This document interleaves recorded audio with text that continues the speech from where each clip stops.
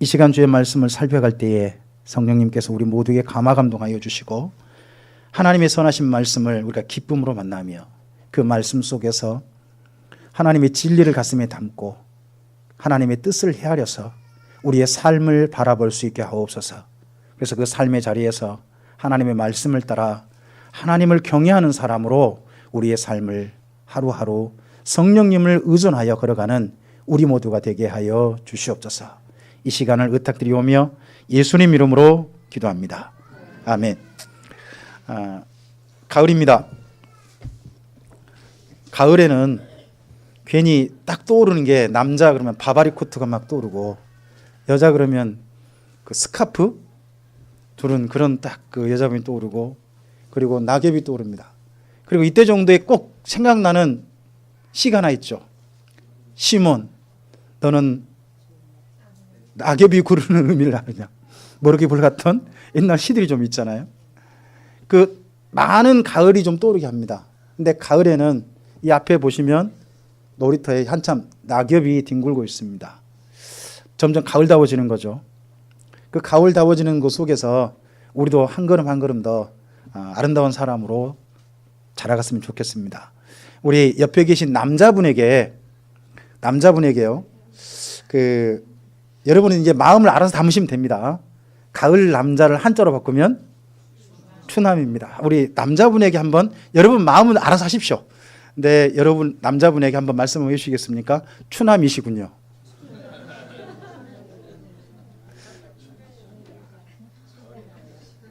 이제 그건 이제 알아서 마음 담으시라고 제가 말씀드렸습니다. 여러분 이 시간 무슨 마음 담았는지는 하나님께서 아시겠죠? 자, 오늘 우리는 조금 좀 무거운 이야기를 좀 가게 됩니다. 사라라고 하는 여자분이 돌아가셨습니다. 나이 127세. 지금으로 보면 좀 많죠. 하지만 옛날 분으로 보면 별로 많은 나이가 아닙니다. 그리고 창세기 읽어보면요, 좀 재밌는 게 남자분이 더 오래 살아요.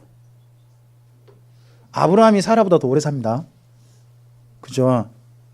그 다음에 또 이삭도요, 자기 아내 리브가보다 더 오래 살아요.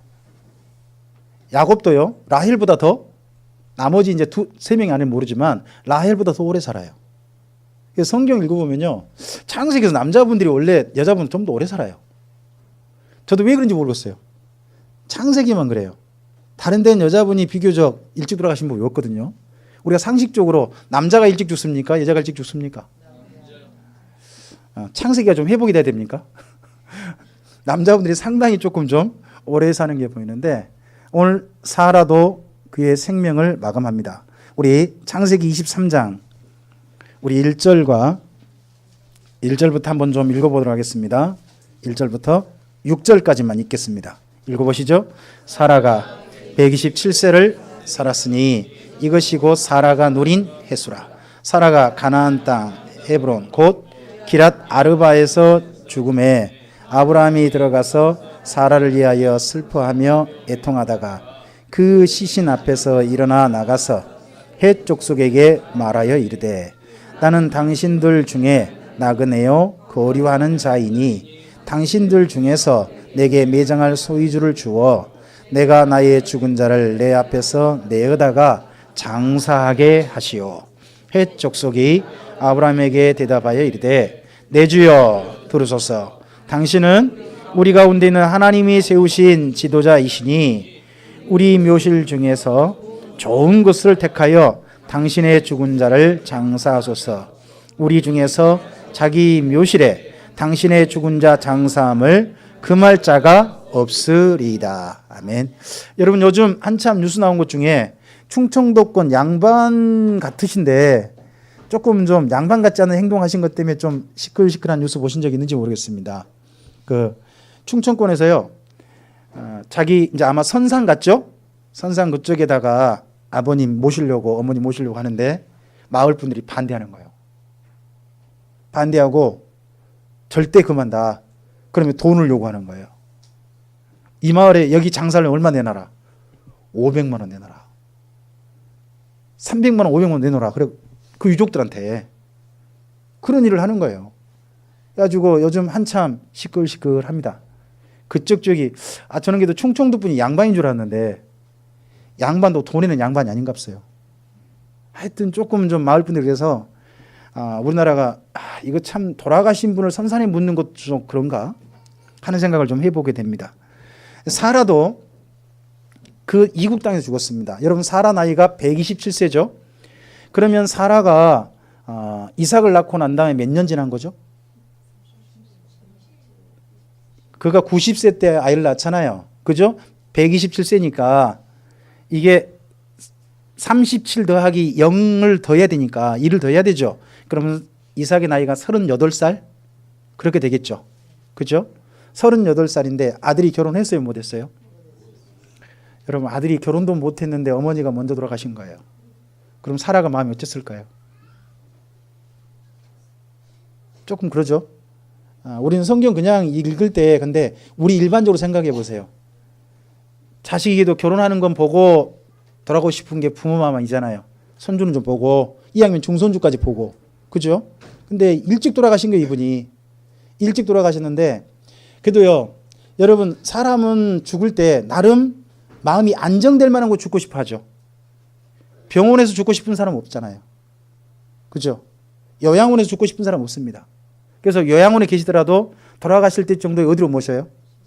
집으로 모시잖아요. 근데 여기 방금 읽어보면 아브라함과 사라가 생각하기에 자기가 고향처럼 생각했던 마을이 어디 같으세요?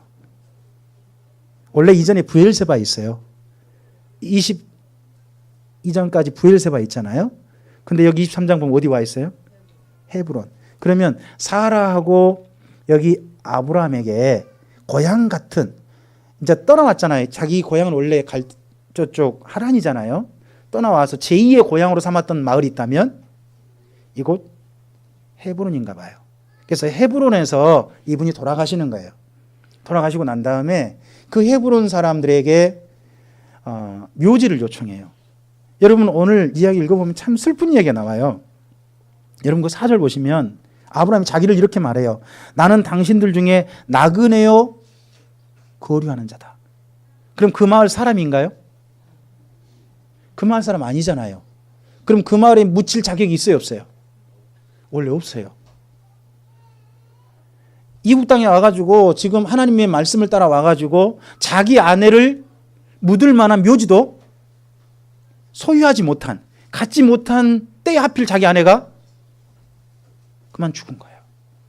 그랬을 때 아브라함이 얼마나 참 서글펐을까 한 생각을 좀 해봅니다. 그래서 그 묘지를 이곳 헤브론 사람들에게 부탁합니다. 아내를 좀 묻고 싶다. 당신들에게 좀 묘지를 삼을 땅을 내게 파시오 라고 합니다. 앞을 좀 보실까요? 헤브론은 앞에 보시는 것처럼 저쪽 옆에 지도가 살짝 보이신가요? 예루살렘 있고 그 밑에 베들레헴 있고 그 밑에 좀 더 내려오면 네게브라고 하는 광야 위쪽에 높은 산지가 있습니다. 1200m 해발 1200m 정도 높이의 헤브론이라는 도시가 있습니다. 이 헤브론 도시는 옆에 가보면 보이죠? 상당히 푸른 도시입니다. 굉장히 물이 있고요. 이 높은 곳인데 물이 있고 또 이거 네게브에 가까운데도 상당히 도시가 형성될 만한 넓은 곳입니다. 그리고 이곳에 지금 이제 옆에 있는 곳은 그 유대교 회당하고 이슬람 소원이 동시에 있는 그런 곳입니다. 그리고 이 밑에 보이신가요? 여기하고 여기가 막벨라 굴입니다. 막벨라 굴에 기념 교회를 만들었어요. 기념 교회를 지금 굴이 없어요. 굴 위에다 그냥 기념 교회를 만들어서 이렇게 되어 있습니다. 이곳에서 가보면 마므리라는 지역으로 가게 되죠. 그쪽 헤브론의 막므리에 그곳을 가게 되고 막벨라 굴을 찾게 되는데 이곳이 아마도 죄송합니다. 여기가 아무래도 그 마므레 그쪽 상수리 나무 그쪽이라고 봅니다. 그래서 이곳에 보면 나무가 한 그루 있어요. 조금 확대돼 있죠. 굉장히 오래된 상수리 나무가 있습니다. 상수리 고목 형태로 되어 있고 이 주변에 상수리 나무 굉장히 많습니다. 상수리가 우리나라 상수리보다 더 크다고 합니다. 저는 저쪽 북쪽에 있는 상수리 그쪽만 좀 봤는데 이쪽 남쪽에는 도토리보다는 훨씬 더 크다고 하는데 제가 봐서는 우리나라 상수리보다 더 적어 보입니다. 우리나라 상수리보다는. 근데 이게 전 나무가 좀 귀한 줄 알았거든요. 아니래요. 여기 옆에 지금 여기가 이스라엘 땅입니다. 이 산에 있는 나무들 있죠. 이 나무들이 다 상수리 나무들입니다. 그러니까 이스라엘 땅에 제법 많이 살고 있는 나무 가운데 상수리 나무가 있는 거죠. 그래서 여기 말씀 읽어보면 일부를 삽니다. 한번 좀 볼까요? 여러분 방금 우리 읽으셨던 말씀에 조금 좀 가보겠습니다. 17절 보실까요? 16절 17절만 읽어보죠. 16절 17절 18절 읽어보죠. 아브라함이 에브론의 말을 따라 에브론이 헷족 속이 듣는 데서 말한 대로 상인이 통용하는 은 400세겔을 달아 에브론에게 주었더니 마므레 앞 막벨라에 있는 에브론의 밭 곧 그 밭과 두 번째 거기에 속한 굴과 또 하나 그 밭과 그 주위에 둘린 모든 나무가 성문에 들어온 모든 헷족 속에 보는 데서 아브라함의 소유주로 확정되었습니다. 그럼 이때 아브라함이 뭐 샀죠? 밭, 굴, 그리고 나무도. 이렇게 다 산 곳입니다. 이렇게 사서 이곳을 자기 소유로 삼았습니다. 그럼 옛날에는 뭐도 귀한 거죠? 나무도 굉장히 값어치를 합니다.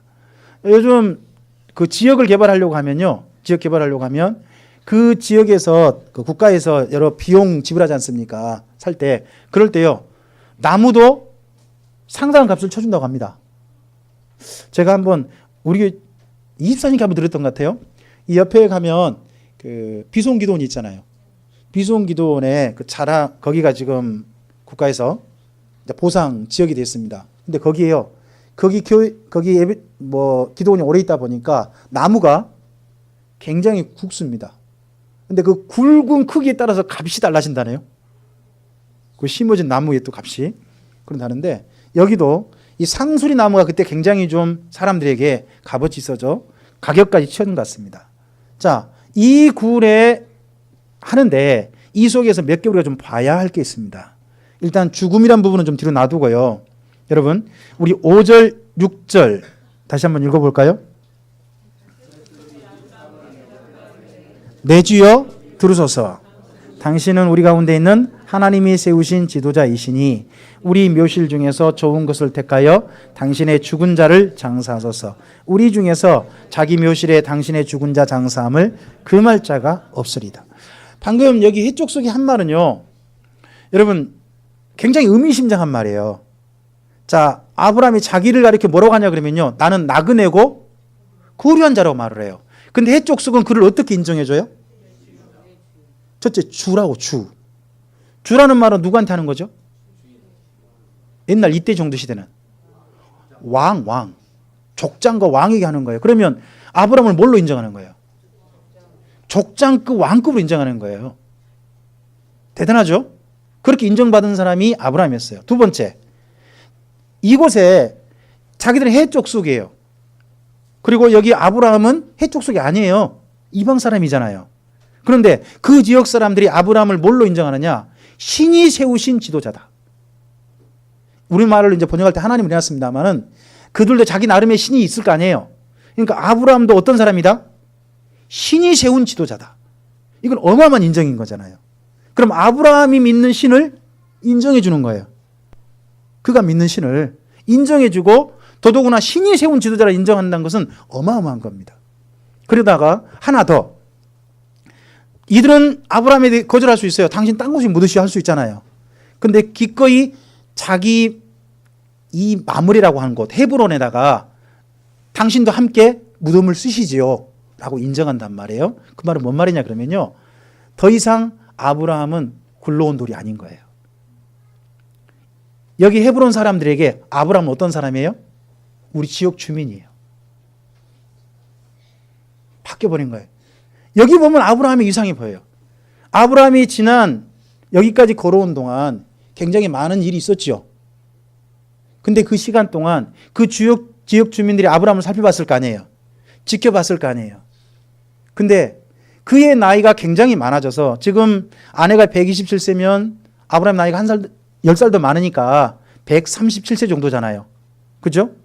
그 정도 연세 때 그 지역 모든 사람들이 아브라함을 이 정도로 인정했다 하는 것은 우리에게 굉장히 생각해 볼 만한 부분이란 겁니다. 여러분, 이 사람들이, 인정해 준 사람들이 하나님 믿는, 여호와 하나님을 믿는 사람들입니까? 아니죠. 또 같은 동족입니까? 아니잖아요. 그렇죠? 그런데 이들이 아브라함을 이 정도 인정했단 말이에요. 이게 아브라함의 모범이에요. 우리가 하나님 앞에 섰을 때 우리의 지나온 착한 행실을 인정해 줘야 될 사람들, 하나님 앞에 증언해 줘야 될 사람들에 대해서 베드로 사도의 이야기를 여러분 기억하실 겁니다. 누가 증언해 줘야 한다고요? 교회 안에 있는 사람들이요? 아닙니다. 지옥에 갈 사람들이, 함께 살았지만 지옥 갈 사람들이, 저는 지옥과 마땅하고 저 사람은 하나님을 가기 마땅합니다, 그는 진짜 하나님 사람답게 살았습니다 하고 믿음을 인정하는 게 아니라 삶을 인정해 줘야 한다. 삶을. 여러분, 이게 쉬워요?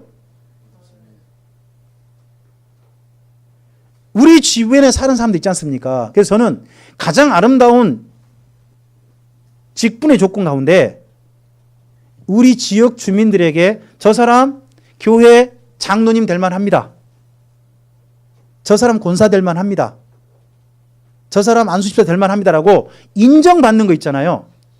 이건 정말 중요한 조건이라고 생각해요. 신약 성경에서 이 조건이 들어있어요. 직분자 조건 중에. 교회 안에 인정만 중요한 게 아니라 교회 밖에서도 인정받아야 한다는 거예요. 어떤 사람으로? 진짜 착한 사람으로, 좋은 사람으로 인정받아야 한다는 거죠. 우리 그리스도인의 삶이 자꾸 교회 안에서만 집중하려고 해요. 그러면 안 됩니다. 아브라함의 지금 삶이 하나님 믿는 데만 집중한 게 아니지 않습니까? 해 족속 앞에서 이런 삶으로 비춰진 거잖아요. 인정받아갔잖아요. 그죠? 여러분은 우리를 인정하는 사람들이 타종교인일 가능성이 훨씬 높습니다. 인정해 줄 사람들이. 그런데 그런 사람들에게 우리가 바른 인정받았던 것, 그 모범이 바로 여기 아브라함에게 있다는 겁니다. 오늘 그래서 여러분 여기 5절, 6절 말씀은 꼭 기억하셨으면 좋겠습니다. 그리고 우리가 이 땅에 살 때 어떠한 삶을 살 것인가 하는 고민할 때, 사람들에게 어떠한 모습으로 우리가 비춰져야 할 것인가 고민할 때 이 말씀이 우리에게 삶을 걸어가게 하는 목표요, 기준이 되기를 바랍니다. 근데 아브라함이 이들 삶 속에서요, 이 사람들의 대하는 또 태도를 좀 보시기 바랍니다. 여러분 거기 7절 말씀 그리고 12절 말씀 읽어보면 아브라함은 뭐 합니까? 그 사람들에게 여러분 주여라고 인정받죠. 주여. 왕이라고 인정받은 거잖아요. 그런데 왕이라고 인정받은 사람들이 거기 모든 마을 사람들이 어떻게 해요? 몸을 굽힌다는 게 뭐죠? 절하는 겁니다. 여러분 왕이 국민들에게 절합니까? 이게 아브라함이 보여준 또 모범입니다. 저와 여러분이 이 지역 주민들에게 또 다른 사람들에게요, 어떤 지도자로 인정받을 수 있습니다. 근데 그런다 그래서 저와 여러분이 그들에게요 굴림해서는 안 됩니다. 아브라함이 보여준 모범은 그들 앞에 기꺼이 몸을 굽히는 거였습니다. 이 자세를 우리가 잊지 말았으면 좋겠습니다. 우리 사랑하는 옆에 계신 성도님이요, 여러분 우리 아래 것이 아닙니다. 우리 성도님은 하나님께서 예수님을 기꺼이 값을 주시고 택해 주신 가치 있는 분들이잖아요. 맞습니까? 그리고 교회 밖에 있는 분들은 어떤 분들입니까? 그분들이 혹시나 몰라요, 예수님이 기꺼이 예수님 값을 지불하시고 하나님께 돌아올 사람일지. 그래서 우리는요, 누구를 대하든지 어떤 사람을 대하든지 하나님 앞에서 정말 존중이, 예의 있게 대하는 것이 필요한 겁니다. 우리 옆에 계신 성도님에게 한번 우리 진짜 마음을 담아서 한번 그렇게 이야기했으면 좋겠습니다. 정말 가치 있게 보이십니다. 한 말씀 더 합시다. 제가 늘 존경하겠습니다. 여러분 이 존경의 마음과 존경의 자세로 우리가 서로를 대하고 또 우리가 교회 밖에 있는 사람도 대할 수 있어야 됩니다. 이게 아브라함이 보여준 모범입니다. 자, 이러한 아브라함에게요, 이 사람들이 땅을 팔 때 이 에브론이라는 사람이 팔잖아요. 저는 원래 헤브론이고 거기 사는 사람이 에브론이어서 뭐야 에브론 헤브론 똑같은가? 그랬는데 달라요. 헤브론하고 에브론 다릅니다. 이 에브론이라는 이름이 이뻐요. 귀여워요. 이 에브론이라는 사람 이름은요 새끼 사슴이래. 이름이 새끼 사슴이래요. 이름 참 이쁘잖아요. 남자가 무슨 이런 이름을 가져요. 하여튼 이름이 그래요. 근데 이 사람에게 땅을 사는데요. 이름은 이쁜데 마음 씀씀이가 별로 안 좋아요. 이 사람이 땅값을 얼마 달라 그래요? 자, 우리 거기 말씀 좀 볼까요? 여기 15절 말씀 한번 읽어볼까요? 내 주여 내 말을 들으소서. 땅값은 은 400세겔이나 그것이 나와 당신 사이에 무슨 문제가 되리이까? 당신의 죽은 자를 장사하소서 합니다. 이 에브론이요 그냥 준다고 말하면서 땅값을 무지무지 불러요. 아니 겉으로 표현은요 그냥 장사하세요 그랬는데 뭐 땅값 기부에 지불하겠다 그러니까 그러면 우리 같으면 땅값 깎아서 줄까요? 아니면 최대한 이번에 한번 한몫 챙기자 그렇게 부르겠습니까? 이게 참 사람마다 좀 다릅니다만은 이 에브론은 이때 어떻게 하느냐? 한몫 챙기는 겁니다. 이 땅값이요. 이 실제 막벨라 그쪽에 굴 지역을 가보면 이게 그 예루살렘 성전 부지 있잖아요. 다윗 샀던 성전 부지보다 훨씬 작다고 합니다. 성전 부지를 얼마에 샀죠? 은 600세겔 하잖아요. 근데 여기는 아주 작은 땅인데 얼마를 사요? 400세겔을 줘요. 그 당시에요. 노예 한 사람 값이 은 30세겔이래요. 노예 한 사람 값이. 그러니까 뭐가 더 비싸요? 땅이 더 비싸다는 이야기 맞아요. 땅은 더 비싼 거예요. 노예보다 땅이 더 비싸요. 왜요? 노예도 재산이고 땅도 재산이에요. 근데 어느 쪽 재산이 더 높아? 땅이 더 높아요. 근데 이 땅을요 400세겔 달라고 한 것은 터무니없는 가격이에요. 지금으로 봐도 이제 짐작이 그렇다는 거예요. 근데 그 땅값을 부른 것에 대해서 아브라함이 어떻게 해요? 그냥 줘요. 우리 같으면 어떻게 하겠습니까? 시세대로 좀 합시다. 좀 그럴 거 아닙니까? 근데 이 사람은 아브라함은 거기에 대해서 그냥 요구한 대로 그냥 합니다. 제가 이걸 어떻게 받아들여야 할지 저도 잘 모르겠습니다. 여러분 이걸 모범으로 삼으시겠습니까? 그런 값다 하시겠습니까? 여러분 마음에 따라 여러분 결정하시기 바랍니다. 근데 아브라함은 기꺼이 그 사람이 요구한 것을 지불하고 그곳을 땅을 삽니다. 여러분 드디어 아브라함에게 뭐가 생겼습니까? 무덤이 무덤. 그리고 자기 소유 땅이 생겼습니다. 여러분 잘 생각하시기 바랍니다. 무덤은 생겼지 아직 살 집도 자기 땅이 아니에요. 살 집도. 여전히 아브라함은 뭐예요? 요즘으로 표현해 보세요. 요즘 집 사는 걸로 표현해 보세요. 전세, 월세, 임대. 여전히 임대 인생이에요. 주변 사람들한테 뭘로 인정받고 있지만 주라고 인정받지만 그는 그 땅에서 여전히 임대 인생. 바로 그런 게 여기 아브라함이었어요. 그 아브라함이 무덤을 마련하면서요. 여러분 이때부터 표현되는 말이 있습니다. 성경 읽다 보면 이런 말이 나옵니다. 그 열조에게로 돌아갔더라. 혹시 그런 표현 기억나십니까? 그런 표현이 뭘까요? 죽었다? 이게 재밌는 표현인데요. 근데 우리나라 풍습이 달라요.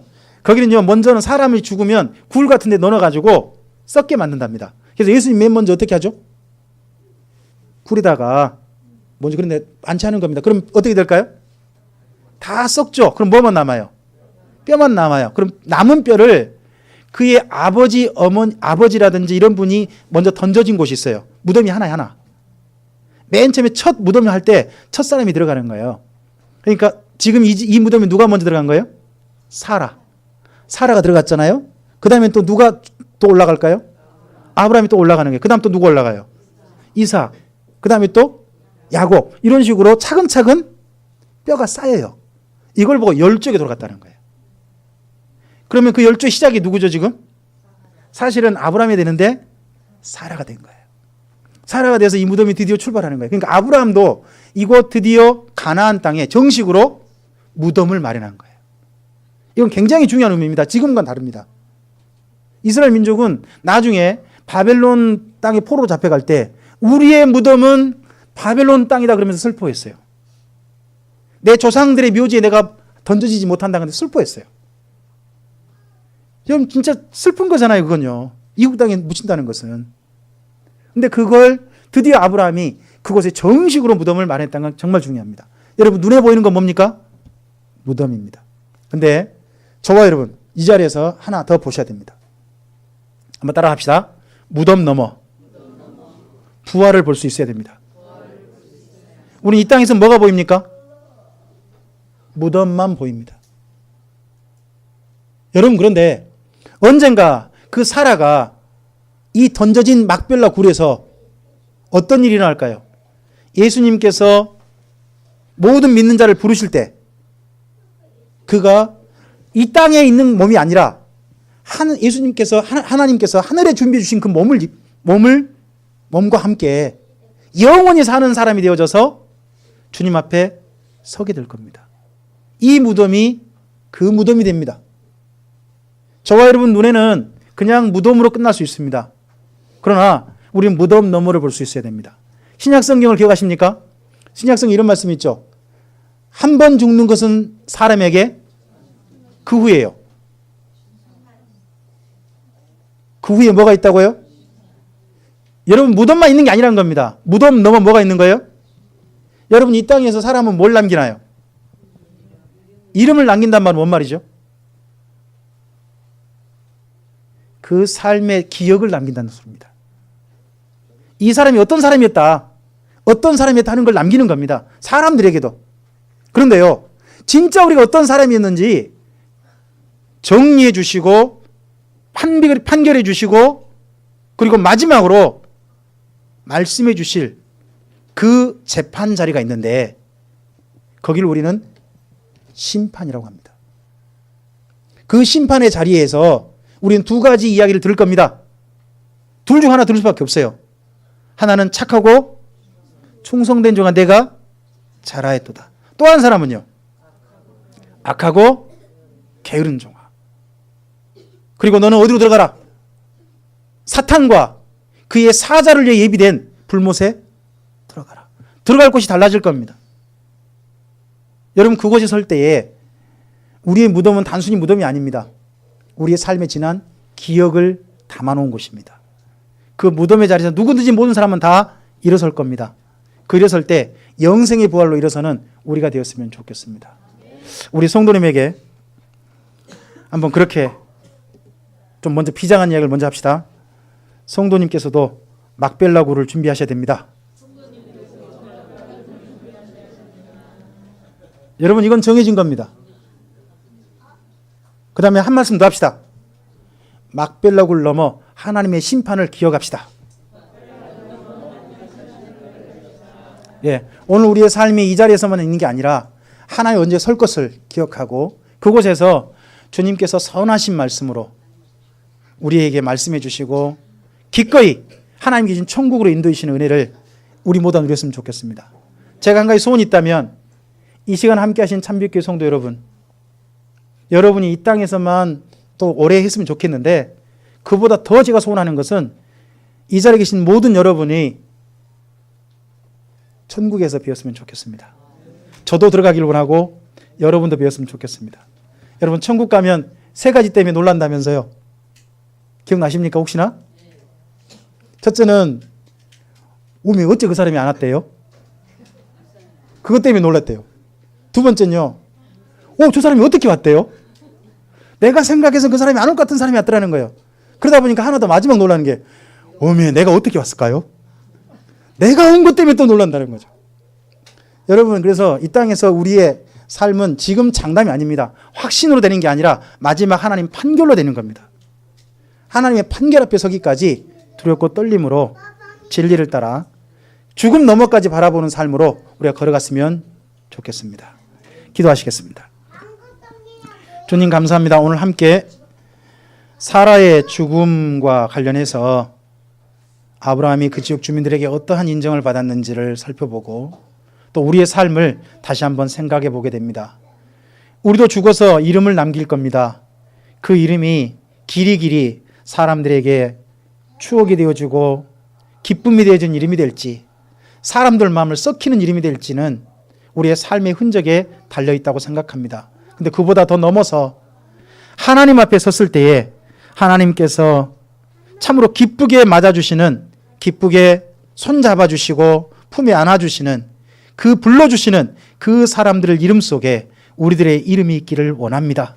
우리의 무덤 넘어 부활의 자리까지 우리가 기억하며, 그곳에 하나님의 심판자리에 설 우리를 기억하며 오늘 현재의 삶을 한 걸음 한 걸음 가장 아름답게 가치 있게 걸어갈 수 있는 참빛교회 모든 성도들 되게 하시고, 그리고 그날 하나님께서 기쁘게 천국으로 드리는 사람들 속에 이 자리에 함께한 우리 모든 성도들이 다 함께 있는 그 은혜를 누리기를 소원합니다. 그 자리까지 이끌어 주시옵소서. 의탁드리오며 예수님 이름으로 기도합니다. 아멘.